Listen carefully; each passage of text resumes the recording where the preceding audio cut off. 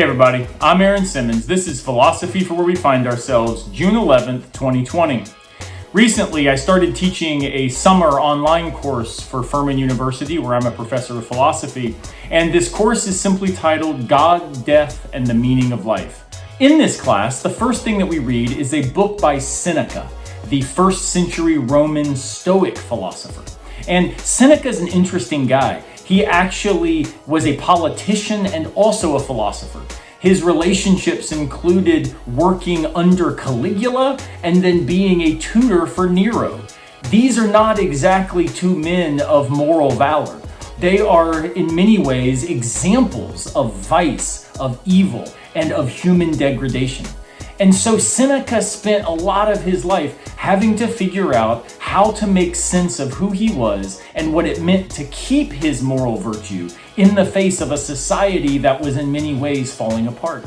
Now, there's a lot that I think Stoics in general can teach us, but Seneca in particular, I think, speaks well to where we find ourselves today. And this is because he helps us understand that we've got to focus on what we can change, on what we can actually impact. In this way, Stoics recommend that we constrain our will to being able to address only that which actually lies within our purview of influence.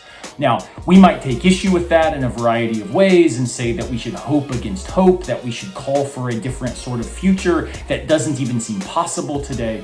But I do think that one of the points in Seneca's Stoic philosophy that is especially compelling and that we should listen to and make sense of for where we are in our own lives right now is the following. So in a reflection on death and the realities of mortality and why we should, as he puts it, rehearse for death, practice for it. And what he means by that is simply we should not be so in love with life that we end up seeing it as something to cling to. Because in doing this, we fail to understand that death is actually an experience that is part of what it means to engage fully in the human condition itself. So he encourages us and advises us to be able to think well about death in order to live more compellingly each and every day.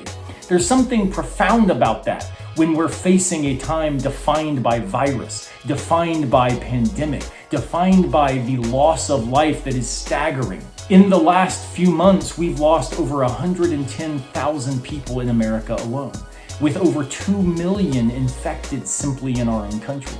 This is something that we've got to take stock of as it compels us to live more effectively where we are. So here's what Seneca says, and I want to throw this out as a thought to kind of stick in the back of your mind, and maybe it'll help you navigate these times a little better. He says this: I make it so that my day is a small version of my whole life. I make it so that my day, each and every day, is a small version of my whole life. What if we tried to do that? What if we found each and every day an opportunity to be creative, to find joy, to be able to be with those that we love, to reach out to those that we care about, in order to make sense of the idea that we don't live like we're dying tomorrow, but we live such that each and every day is an encapsulation of what we hope our life narrative actually says. I think this is an encouraging thought. It helps me remember that even in the midst of these storms, we can still today make our life the thing that we want it to be. So I hope this is helpful. Make today count because your life counts. Make today matter and make it full of the things you want your life to be full of. I'll see you tomorrow, unless a piano falls on our head.